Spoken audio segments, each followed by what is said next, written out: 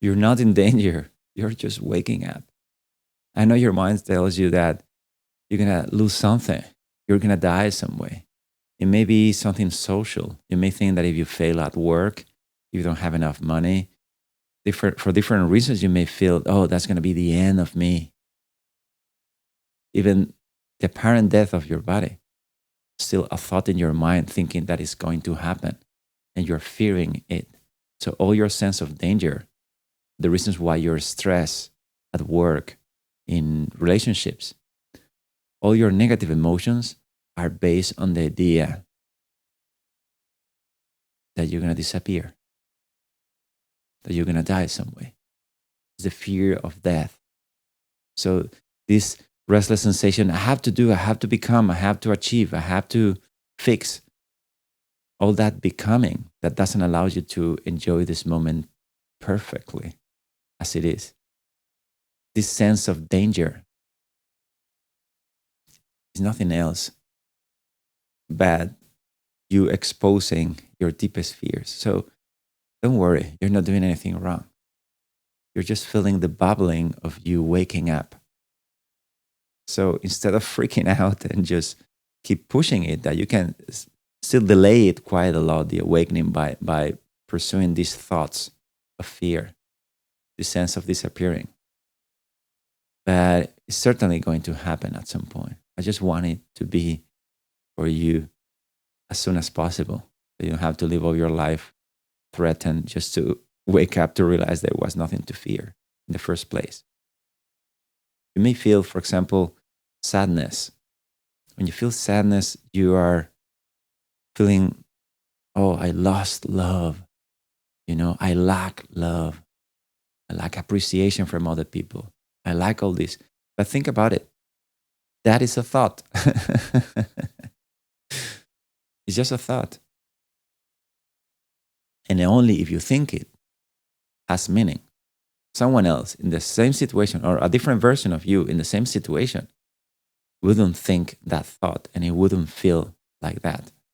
Think about someone who feels he's angry. Imagine that you're angry. It feels that you're in danger, you're losing your power. There's a sense of, I cannot control this. This has to be like that. That's when people become even violent. Feel that anger. It is based on a thought that is telling you that you are in danger. Your identity is in danger. And just appreciate that it's actually just a point of view. It's just a thought. Or think about when someone has anxiety. If you have anxiety, you can feel how something you saying, everything's gonna go wrong. I'm gonna lose everything. It's like a fear, and it's, yes, I will lose everything. Everything's going to. Can you notice how that is just a thought again? Can you see how all of the fear, all of the danger, all your negative emotions, all your stress, everything that is preventing you from enjoying this moment fully, it is actually just a point of view, a very limited point of view, and you feel only that because you're following certain kind of thoughts that tells you you're not enough, you're going to die, you're going to lose, you're going to lack, or you're lacking. But what happens when you wake up to this moment? And that thought is just like a bubbling information that crosses your experience. And you're just here and now, enjoying this moment with peace. And that thought may come and invite you to think, to be in danger. But actually, these thoughts of fear, these negative emotions, are some way your friends, because they are pointing you towards what you cannot see of yourself that is ruining your experience. So in a way, you want them to point you towards what is your underlying fear, your fear of death, your fear of disappearing, your fear of lack, not having enough, of not being enough. So don't push away these thoughts. Don't push away these negative emotions. You let them be there. Give them space. Let it be there. They're not enemies. They're just sensations happening. You don't need to contract and believe them and react to them. You can have a fear of thought, a thought of fear crossing your mind and just not reacting to it. I'm sure you did this before. So you can still just let go and let it be. And just stay present in this moment and wake up to realize that you were never in danger. And underneath all these danger thoughts, there's the last thought that says you're going to die.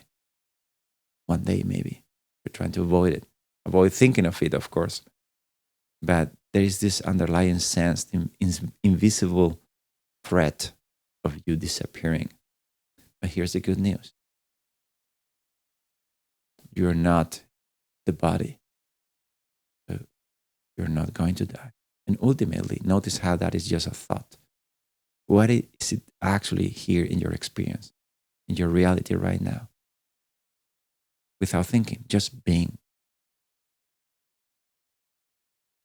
There is just aliveness. You don't need to imagine dying. You don't need to imagine your body dying. You don't need to make assumptions based on all of the memories of people dying and things like that. All that, notice how in this moment, all of that narrative is still a choice you make to think like that story. Because this moment as it is right now, right here, is way more unbounded, bigger. It's embracing everything. Just notice this space where all these negative thoughts and negative emotions are bubbling in. And notice how these bubbles cannot contaminate space itself. In the same way, the clouds can apparently block the sky from your view, but the sky is there. The clouds cannot do anything about it. The same way, your being is immutable. So every time you have a negative emotion, notice the underlying fear of disappearance, lacking, of missing, of dying some way, your identity. And notice how they are just clouds in the sky. And in this moment, you can choose not to think that thought and be free. That's what meditation is. And you can practice meditation. It's an offering. It is just letting things be as they are. You couldn't even say that as a doing. You're just allowing. But in order to do that, you need to learn how to get out of your own mind. Otherwise, it becomes impossible. You wake up again thinking on things without noticing it. When people sit to meditate and you don't have much skill, you will find yourself trapped and distracted all the time with thoughts. You cannot stay with presence. That's why I suggest everyone who feels that is close to everyone, to pick an object and go back to it as a reference of training yourself not to be sucked in by your thinking. And in this way, you practice presence. And then there are stages to this, and you are able to let go and switch objects into more subtle objects to the point that you can, at some point, be aware of your own awareness. In that case, you start noticing how you remember that you have been always alive. You're alive now, and you will always be, no matter what. And in this way, you find peace forever. And forever is just now, just an idea of time. That is, the presence of your being is aliveness. There's only life. Life didn't create death. Life is just life. And you are life. You can dream that you're a person. You can do all that. It still doesn't change what you are. So in the moment that you're ready to let go of that narrative of fear and danger just to wake up by meditating. That's my personal suggestion. Meditate, meditate. Let's say at first any kind of meditation would do, but over time you will start noticing that there are different meditations for different moments, different people, and different depths. So you need to know a lot of them. But ultimately, what you're doing is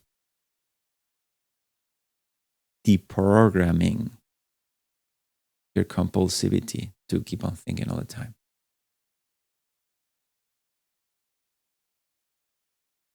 So find a good book or follow the link below if you want it to be, if you like the way that I'm expressing it and you want to find more people, which we are working towards this as a common goal and as an awakening for everyone. It's certainly happening. If you want to join us, just follow that link. But otherwise, just it's not something you need to click the link. You don't need to buy anything. You are it.